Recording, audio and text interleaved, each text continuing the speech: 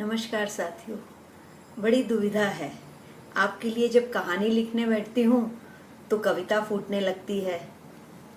हृदय के उद्गार कागज पर शब्द बन के बहने लगते हैं या कैनवस पर रंग बनकर बिखरने लगते हैं। मुझे जानने व चाहने वाले पूछते हैं, तुम में ये टैलेंट आया कहाँ से?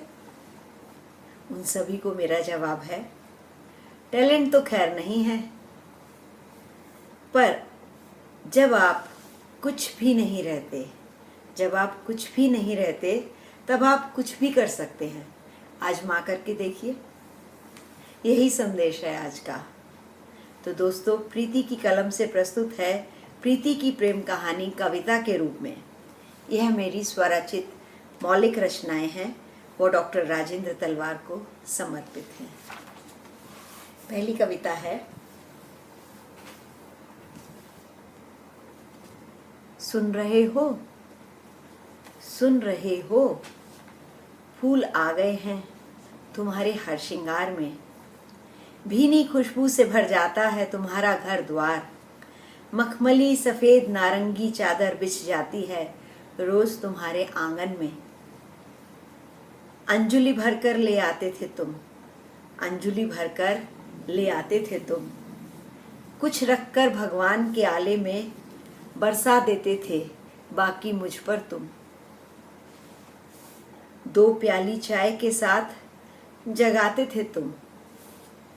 जब भोर की किरण पड़ती थी मुझ पर, सूरजमुखी से चमक जाते थे तुम। अब कोई नहीं आता फूलों को उठाने, मुरझा जाते हैं पड़े पड़े। बंद खिड़कियों से खुशबू भी नहीं आ पाती इस वीराने में। फिर सुबह होती है और बुहार देती हूँ मैं उन्हें एक कोने में। दोस्तों, कविता सुनकर ये मत सोचिएगा कि कोई नहीं है मेरा दुनिया में।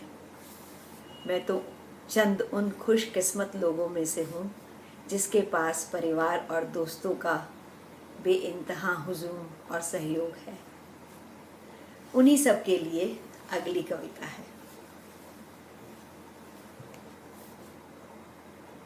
किसी ने चाय पर बुलाया, किसी ने खाने पर बुलाया, किसी ने अपना नया घर दिखलाया, तो किसी ने फूलों भरा अपना बगीचा दिखलाकर मन महकाया।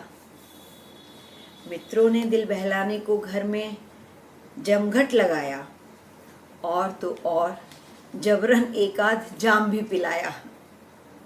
पर मैंने हरदम सच को झुठलाया और अपने जख्म को छिपाया।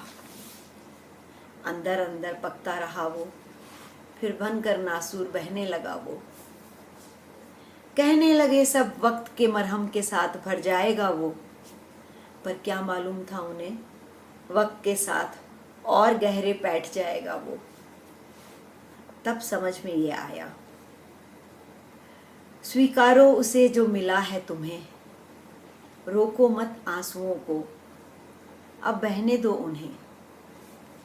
ये वो दरिया है जो न कभी सूखेगा, जितनी करोगी कोशिश उतना ही गहरा होगा। इसलिए बहती चलो धारा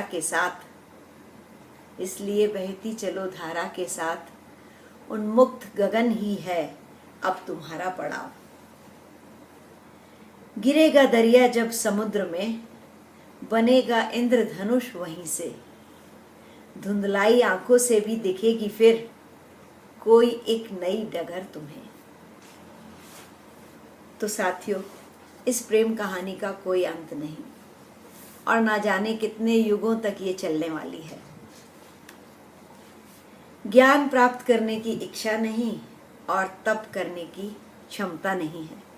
बस इतना भर मालूम है, ढाई आखर प्रेम के पढ़े सुपंडित हुए।